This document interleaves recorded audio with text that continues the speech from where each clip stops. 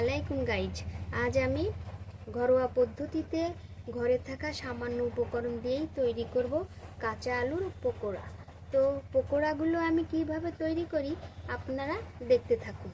প্রথমে আমি এখানে 3টে আলু নিয়ে নিয়েছি, ভালো করে ধুয়ে ছিলে। এখন আমি আলুগুলোকে গ্রেট করে নিব। এই যে গ্রেটার দিয়ে গ্রেট করে নিব।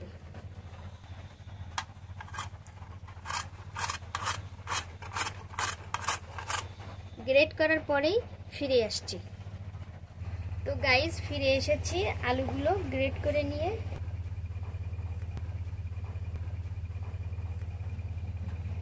এখন এর সঙ্গে 1 টেবিল চামচ দিয়ে দিব কর্নফ্লাওয়ার,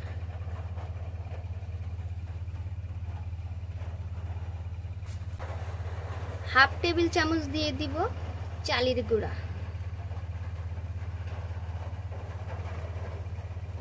দিয়ে দিব পরিমাণ মতো কাঁচা ঝাল কুচি, সামান্য পরিমাণে পেঁয়াজ কুচি দিয়ে দিব, হাফ চামচ দিয়ে দেব চিলি ফ্লেক্স, হাফ চামচ দিয়ে দিব টেস্টি সল্ট,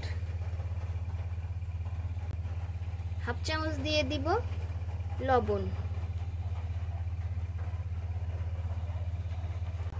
হাফ চামচ দিয়ে দিব চিনি।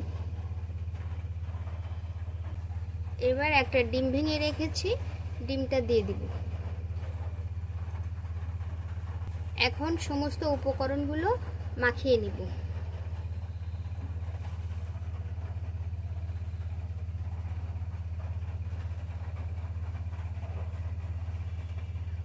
উপকরণগুলো মাখিয়ে ফিরে আসছি। তো গাইস, ফিরে এসেছি, হয়ে গিয়েছে আমার আলুগুলো মাখানো। এখন আমি একটা কড়াই চুলোর উপরে বসিয়ে দিয়েছি। কড়াইতে পর্যাপ্ত পরিমাণে সয়াবিন তেল দিয়ে দিব।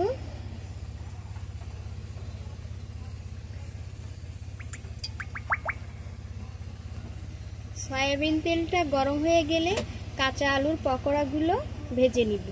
এবার আমি পকোড়াগুলো দিয়ে দিব।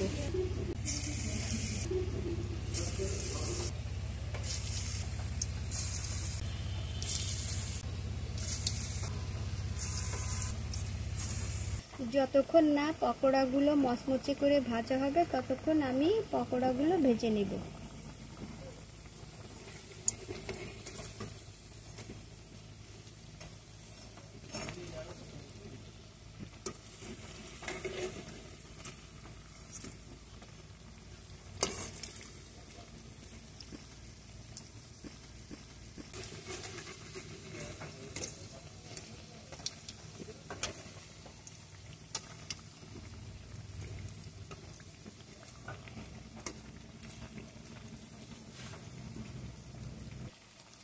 পকোড়াগুলো ভাজা হয়ে গিয়েছে, এখন নামিয়ে নিব।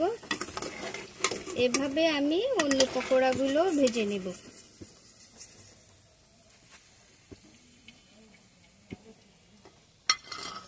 তো গাইজ, হয়ে গিয়েছে আমার ঘরোয়া পদ্ধতিতে ঘরে থাকা সামান্য উপকরণ দিয়ে কাঁচা আলুর পকোড়া। এই যে দেখুন কত সুন্দর ক্রিস্পি হয়েছে। দেখুন গাইস, কত সুন্দর লোভনীয় হয়েছে।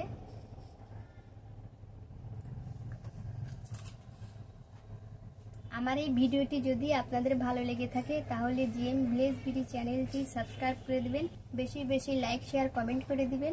এখানেই শেষ করছি, ফিরে আসবো নতুন কোনো ভিডিও নিয়ে। সেই পর্যন্ত আপনারা ভালো থাকুন, সুস্থ থাকুন। আল্লাহ হাফেজ।